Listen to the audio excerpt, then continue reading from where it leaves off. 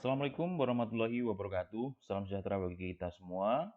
Kabik pun, mudah-mudahan kondisinya sehat semuanya, mahasiswa dimanapun Anda berada, dan terus tetap tingkatkan imun agar kita tidak mudah sakit tentunya, dan selalu mengingatkan jangan lupa untuk selalu cuci tangan, kemudian menggunakan masker bila bepergian, jaga jarak dengan orang-orang yang terutama jauh ya, belum kita kenal barangkali bertemu dan lain sebagainya agar kita mendukung protokol kesehatan di Indonesia dan meminimalisir adanya COVID-19 untuk menyebar lebih luas lagi, dan mudah-mudahan ini cepat berakhir, kita dibebaskan dari permasalahan-permasalahan ini tentunya di pandemi COVID-19. Baik, kita melanjutkan pertemuan berikutnya ya. Melanjutkan pertemuan yang sebelumnya membahas tentang sistem pendidikan, kita akan lanjutkan pada hubungan pembangunan nasional dan pendidikan nasional.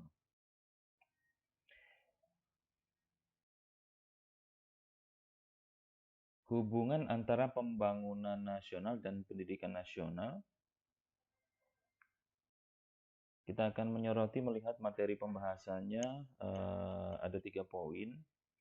Yang pertama adalah pembangunan nasional, kemudian pendidikan nasional, dan hubungan antara pendidikan dan pembangunan nasional. Kita melihat pertama adalah bagian pembangunan nasional. Pembangunan nasional adalah segala upaya untuk meningkatkan seluruh aspek kehidupan masyarakat, bangsa, dan negara yang sekaligus merupakan proses pengembangan keseluruhan sistem penyelenggaraan negara dalam rangka untuk mewujudkan tujuan nasional. Dalam pengertian lain, pembangunan nasional dapat diartikan merupakan rangkaian upaya pembangunan yang berkesinambungan dan meliputi seluruh kehidupan masyarakat, bangsa, dan negara untuk melaksanakan tugas mewujudkan tujuan nasional. Artinya, pembangunan nasional itu tidak lepas dari pembangunan manusianya juga. Sehingga antara pembangunan nasional itu berkesinambungan ya, membangun masyarakat tentunya dalam hal ini adalah membangun objeknya itu sebagai manusia, objeknya adalah manusia. Jadi membangun secara mendasar pembangunan itu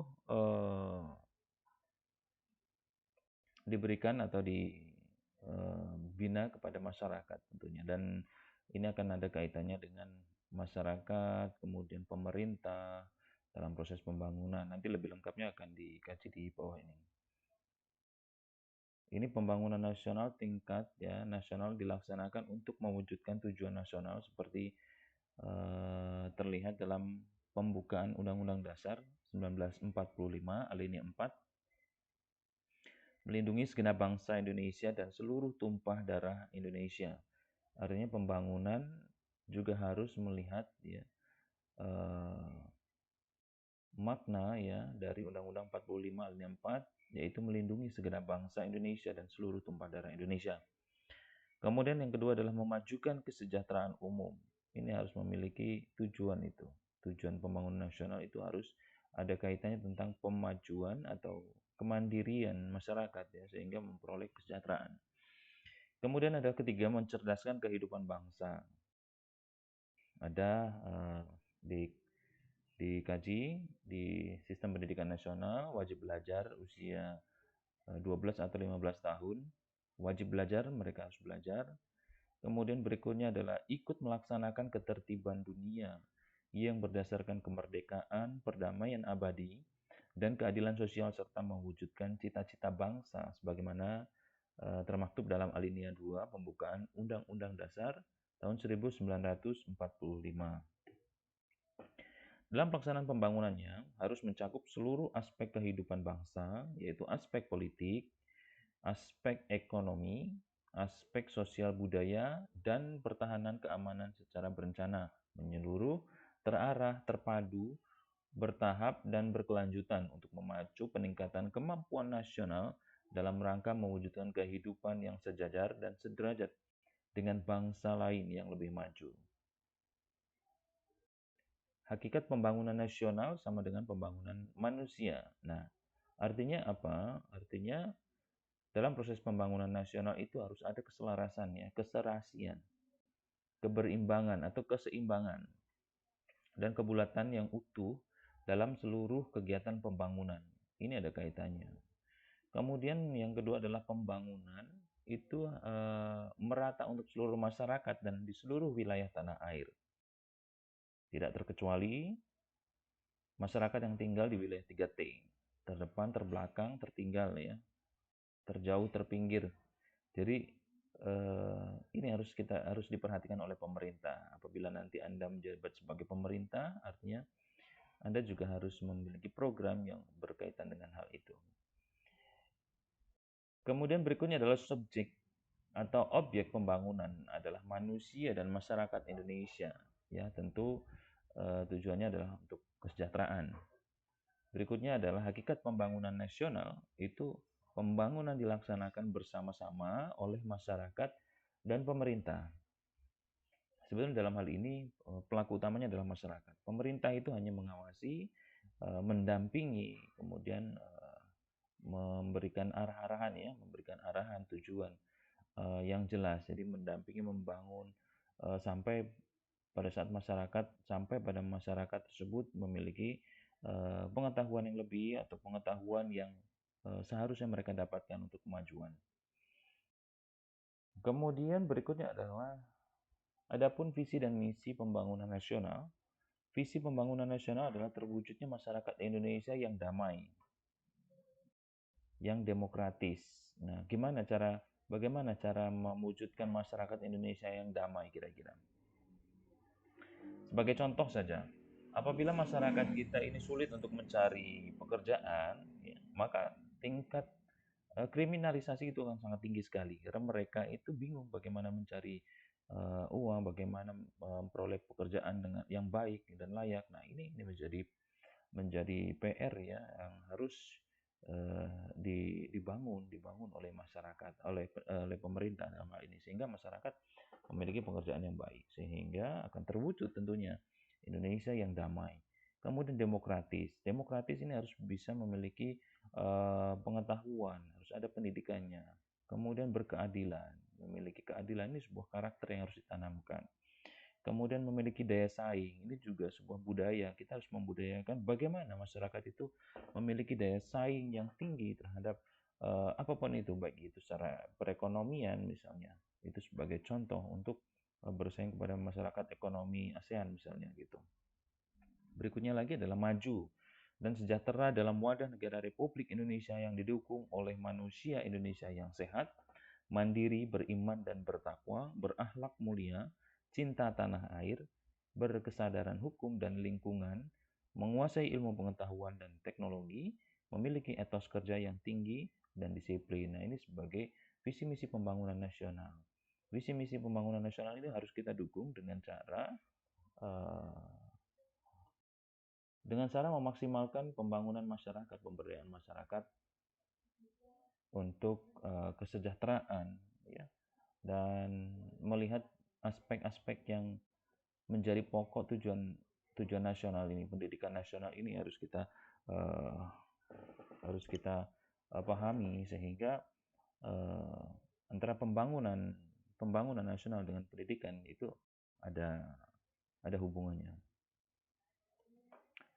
Kemudian misi pembangunan nasional untuk mewujudkan visi ya, bangsa Indonesia masa depan, misi yang diterapkan adalah pengamalan Pancasila secara konsisten dalam kehidupan bermasyarakat, berbangsa dan bernegara. Sudah tertuang. Kemudian penegakan kedaulatan rakyat dalam segala aspek kehidupan bermasyarakat, berbangsa dan bernegara.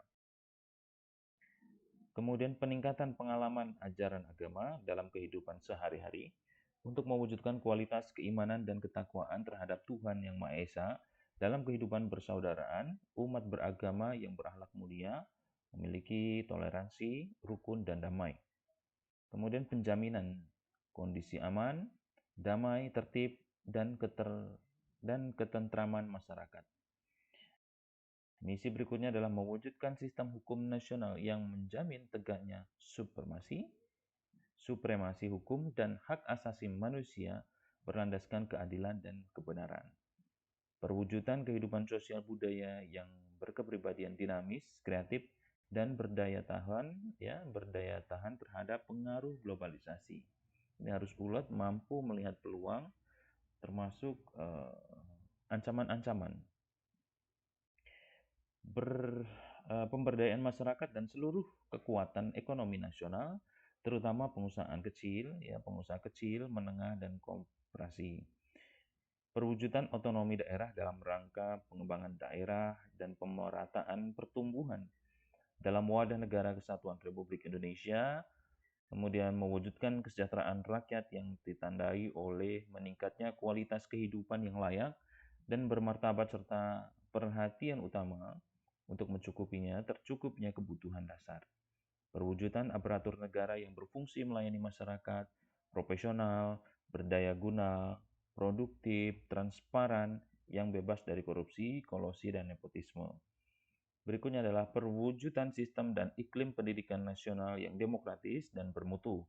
Dan terakhir, itu adalah perwujudan politik luar negeri yang berdaulat, bermanfaat, bebas, dan proaktif bagi kepentingan nasional dalam menghadapi perkembangan global.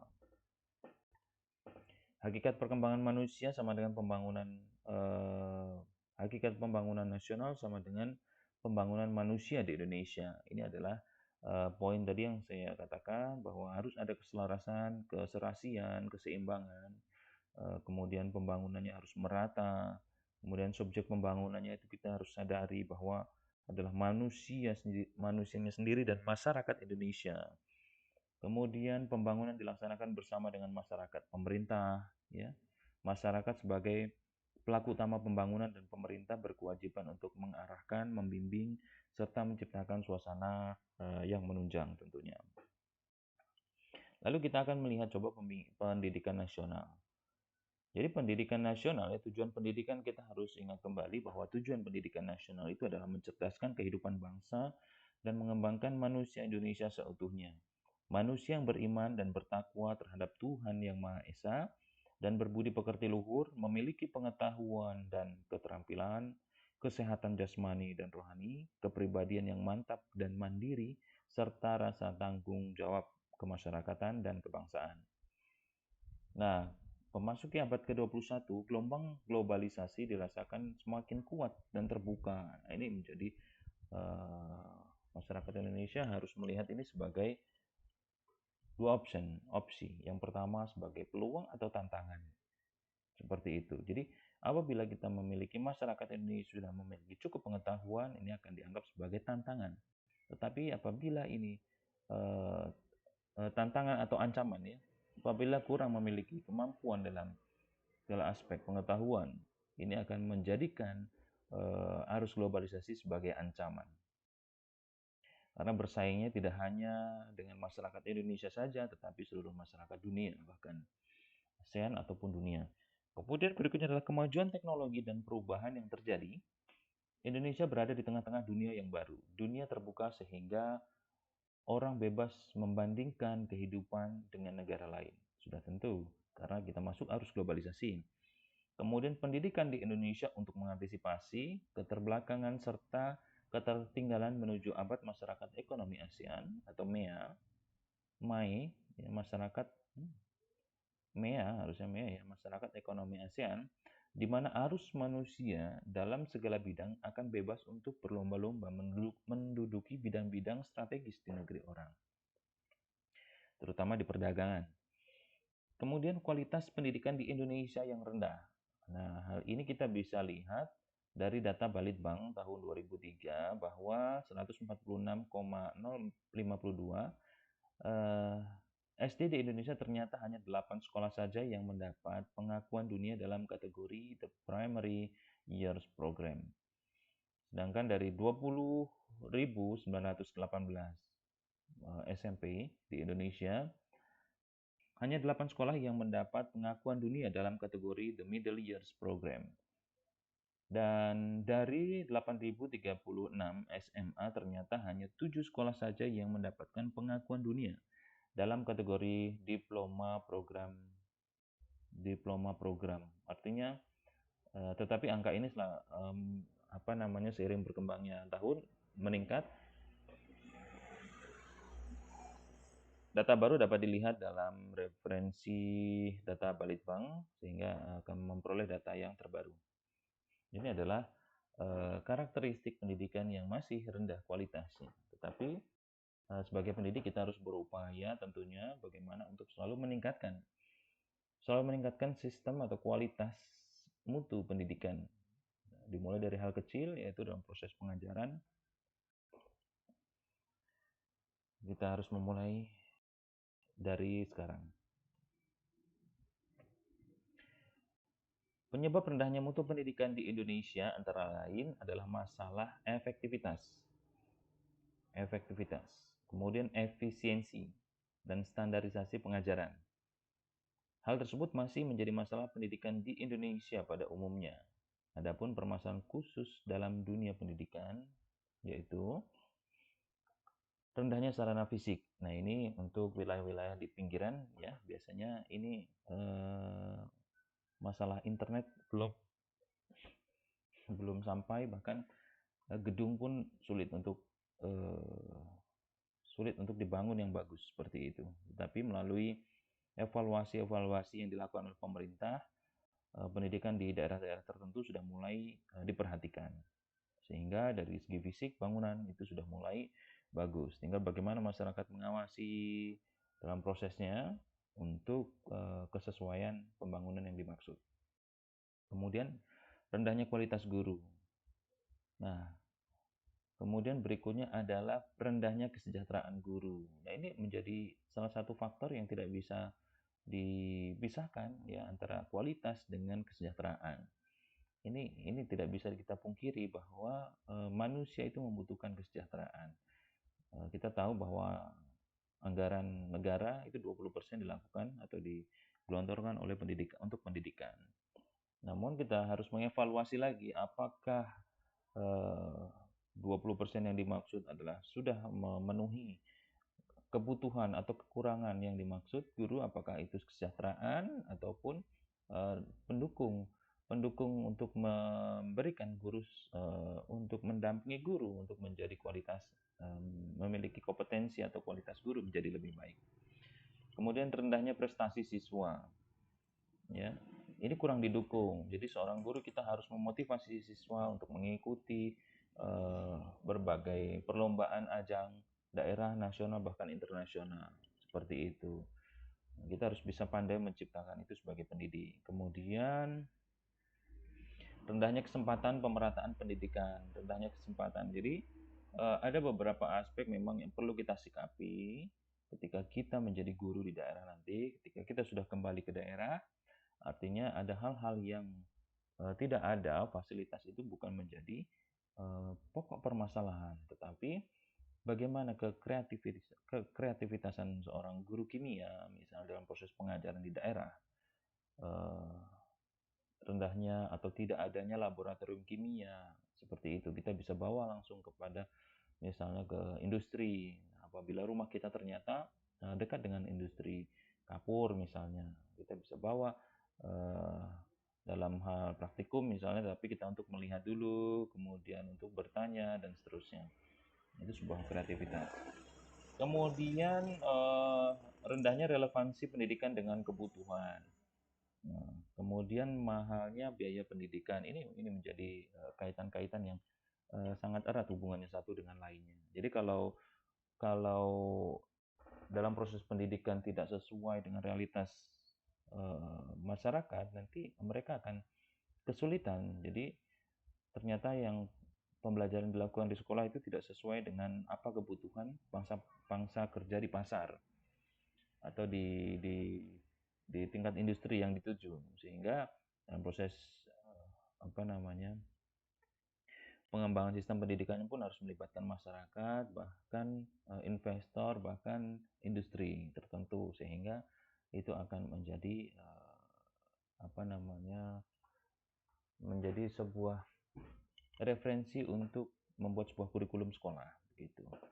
Dan berikutnya adalah mahalnya biaya pendidikan. Ini menjadi topik hangat yang selalu kita bahas, yang selalu dibahas dari berbagai media, bahkan dari berbagai kalangan ya.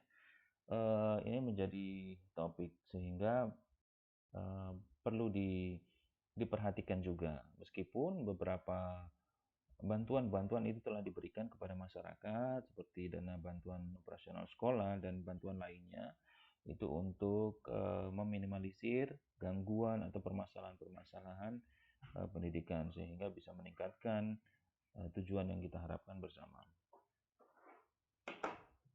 Kemudian kita akan melihat hubungannya antara keduanya, jadi hubungan antara pendidikan dan pembangunan nasional.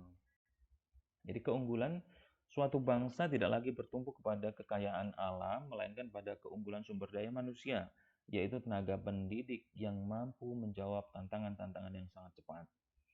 Pendidikan tidak akan bisa terlepas dari pembangunan nasional, karena pendidikan merupakan pabrik atau lembaga yang menciptakan manusia agar dapat memiliki kemampuan untuk menjalankan pembangunan nasional. Oleh karena itu, pembangunan nasional tidak terlaksana sesuai dengan tujuan tanpa ditopang oleh hasil pendidikan yang berkualitas. Dengan demikian, hubungan antara pendidikan dan pembangunan nasional ini merupakan salah satu sistem yang tidak dapat dipisahkan satu dengan lainnya. Ada 9 prinsip dasar kehidupan untuk mewujudkan pembangunan masa depan. Yang pertama adalah hormat kepada aturan dan hukum, menghormati. Kemudian memiliki rasa tanggung jawab, memiliki kejujuran dan integritas, memiliki etika sebagai prinsip dasar dalam kehidupan sehari-hari. Kemudian tepat waktu, hormat kepada hak orang lain, jadi menghormati hak-hak orang lain, cinta kepada pekerjaan, berusaha keras untuk menabung dan investasi, dan yang terakhir harus mau bekerja keras. Lalu pertanyaannya adalah kita akan melihat bahwa negara maju dengan negara berkembang, apa yang menjadi karakteristik dari kriteria kedua negara yang dimaksud. Jadi negara maju dan negara berkembang. Indonesia masuk kategori negara apa? Negara Indonesia masuk pada kriteria negara yang sedang berkembang atau kasarnya sebagai masih negara miskin ya. Dan kita bisa melihat, coba Anda rumuskan bahwa negara maju versus negara berkembang, bagaimana karakteristiknya antara kedua negara itu. Terkait dengan umur yang pertama. Jadi, apakah umur itu mempengaruhi negara maju dengan negara berkembang? Kemudian coba jelaskan, negara-negara umur negara berkembang itu seperti apa dan umur negara maju itu seperti apa, seperti itu. Kemudian kita melihat sumber daya manusianya. Apakah sumber daya mempengaruhi suatu negara? Apakah itu untuk negara maju dengan negara berkembang? Nah, coba Anda jelaskan itu, sumber daya seperti apa di negara maju itu, kemudian sumber daya seperti apa di negara berkembang. Lalu kita melihat keamanan, apakah keamanan kekuatan di bidang keamanan suatu negara itu akan mempengaruhi terkait dengan negara maju dengan negara berkembang. Lalu Anda jelaskan apakah negara maju itu memiliki keamanan yang seperti apa, negara berkembang itu memiliki keamanan seperti apa. Kemudian yang terakhir adalah apakah eksekutif jadi orang-orang yang eksekutif, tenaga ahli di suatu negara, apakah akan mempengaruhi negara maju, orang yang pintar-pintar, apakah mempengaruhi negara maju atau negara berkembang. Lalu coba Anda jelaskan bahwa orang pintar di negara maju itu seperti apa yang dimaksud, dan negara berkembang yang dimaksud seperti apa. Nah, berikutnya lagi adalah warna kulit. Apakah warna kulit ini mempengaruhi suatu negara maju dan negara berkembang?